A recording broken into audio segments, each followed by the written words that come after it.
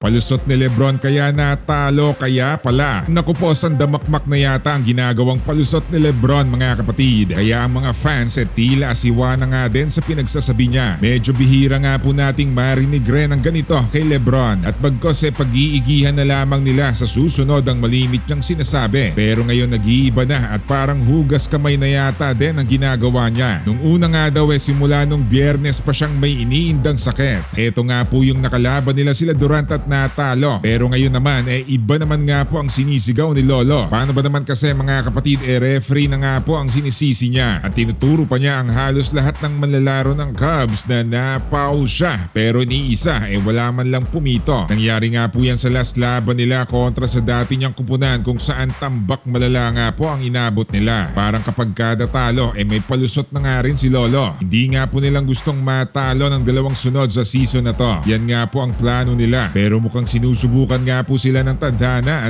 dahil matapos ngang sabihin ni AD to eto pa talaga ang nangyari, dalawang sunod na natalo na. Worst defensive performance ngayong season so far ang nangyari sa Lakers. Wala nga po silang maisagot sa depensa. Malimit na nabubutasan ng Cavaliers. 48 points combined nga po ang ginawa nila Lebron at AD. Pero hindi pa rin nga po sapat yan para makadikit kahit papano sa laban. First quarter pa lang natambakan na. Hanggang sa matapos nga po wala nga po silang remedyo na nakita. Katakot-takot na tres rin ang pinalipad ng Cubs. 17 3 points samantalang ang LA 6 lang ang naipasok sa 28 attempts nila. Naku po, talagang saklap 3-2 na nga po ang Lake Show pero still nasa position pa rin nga sila para makagawa ng ingay ngayong season. Mas pinalakas na nga po ang mga team sa Western Conference kaya hindi sila dapat magpatumpik-tumpik dahil baka mabaon ulit sila sa dulo. Nandyan pa rin nga po ang Dallas at maging ang Timberwolves na nangunguna pa rin sa West. Kailangan nilang mapatunayan na kasali rin sila sa paboritong mag-uuwi ng titulo ngayon kahit maaga pa. Marahil tama nga po na dito sila nadali at medyo alanganin pa rin talaga ang kanilang depensa.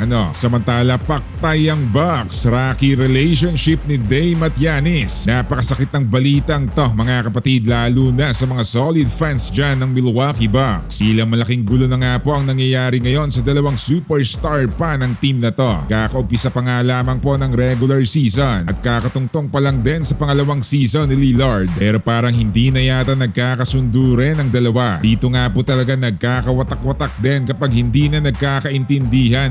Biruin mo ba naman mga kapatid na nag-open na nga po mismo si Dame Time sa rocky relationship nila ni Giannis. Kailangan nga daw nilang sisihin ang isa't isa o yun bang kailangan mag-communicate silang dalawa kung meron mang nagkakamali sa kanila. Pero hindi nga po nangyayari yan. Bagkos parang nagsasarili sila. Hindi sila nag-uusap tungkol dito. Parang alahiro nga daw ang ginagawa ni Giannis na sarili niya lang ang inaasahan niya. Ito rin nga daw ang ginagawa dati ni Lillard sa Portland. Dapat na nga daw matigil yan at silang dalawa ang maging accountable sa kamalian. Hindi yung aakuin lang lahat ni Giannis dahil siya pa rin nga ang mukha ng prangkisa. May tama rin nga naman si Lillard.